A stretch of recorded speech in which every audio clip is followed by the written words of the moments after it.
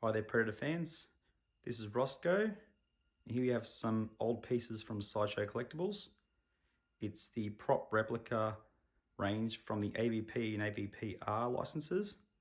Had these in the collection for quite a long time now, but realised I haven't filmed them yet, so decided to do a video today and do a quick recap of these old pieces. So let's go take a quick look. Alright, firstly we have the AVP Dagger. This was limited to 500 pieces. I did not buy this one straight away. This one I sort of held off and try to look for later. I found it a bit challenging actually to get this one. It was very sought after at the time I was looking for it. A lot of people were outbidding and reneging on deals. But after 4 or 5 attempts, I eventually got one sealed and new. So the base is polystone, but the blade itself and the hilt, it's like some sort of die cast or alloy sort of metal. It's very heavy. I've seen these bent and broken. So yeah, it's not polystone at all. They're a little bit crude in places, so you can see where there's little lines and things like that in the edges. I'm not sure if it came out of the mold like that or they've broken it at the factory and just repaired it and painted over the top. But it's not 100% smooth and refined, probably the best word to describe it. Seen a lot of people sort of broken here, snapped. But yeah, that's probably the hardest one out of all this that I had to try and get. So yeah, it's quite a nice piece. Very compact, doesn't take up much room. All right, let's move across to the Shuriken. So this piece here was limited to, I think, 750. So I think there's a few more of these made. I think you got the polystone center here, polystone base, and all these little pieces here are individual. You have to slot them in. So in the film, obviously, the Predators throw this part and this sort of springs out. Yeah, so once you install these sort of plastic pieces, they sort of push in and then get compressed when it sort of starts to thin out inside. So they're not really magnetized or locked in. So if you're picking it up, you gotta be very careful. If these aren't wedged in enough, they can drop out and they're easily gonna be broken or damaged. So yeah, this piece is something you gotta really make sure is secure, unless you pull each part out before you decide to move it.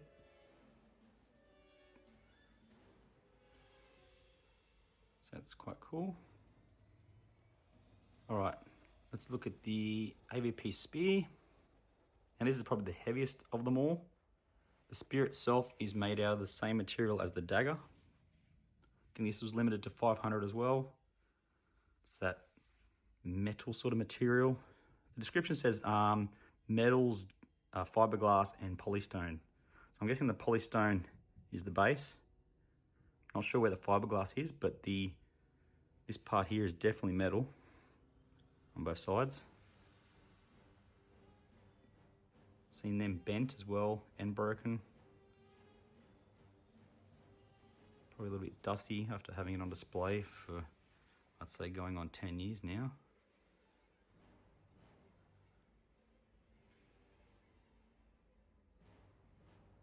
Very heavy piece. It's another something you'd probably want to separate before you move as well. They've all got these little foam sort of protectors to sort of, protect them from paint rub and scratching. Same with the dagger. This is more of a sort of plastic sort of coating over the top of this one to protect that. But when you move them, it sort of freaks you out because they can rock and sort of roll around in here. So it feels like something's moving and about to drop, so it can freak you out a little bit when it does sort of move slightly if you're moving it, but it's quite a cool piece. These just getting harder and harder to find, I think, in mint condition. And haven't been repaired or they've been damaged or missing parts. I've seen lots of these with these broken. Seen lots of these with these snapped and repaired. Seen lots of those broken. Whereas this one here, I've probably seen less of these damaged. People seem to really take care of these ones. And this is probably my favorite. This is Wolf's plasma cannon. Limited to 500 as well.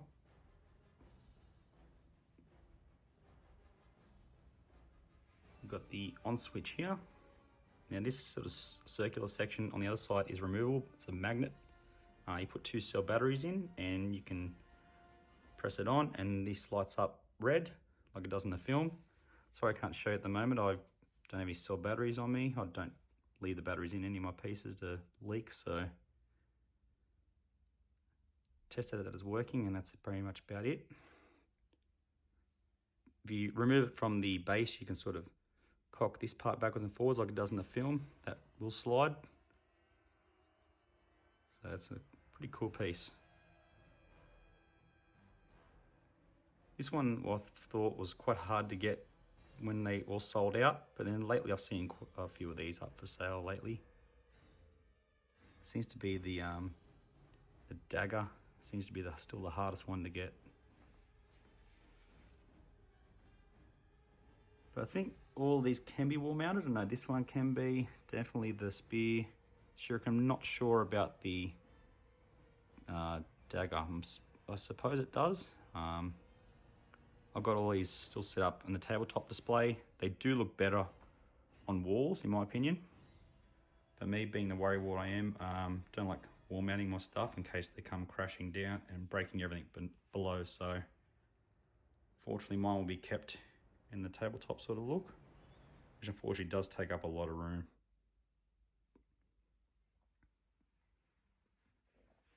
There we have it, guys. So hope you enjoyed this recap. You know, some old pieces. I know a lot of Predator collectors out there probably own these or have seen many videos on these over the years. So just thought I'd put in my 2 cents. So hope you've enjoyed. Thanks for watching. See you later.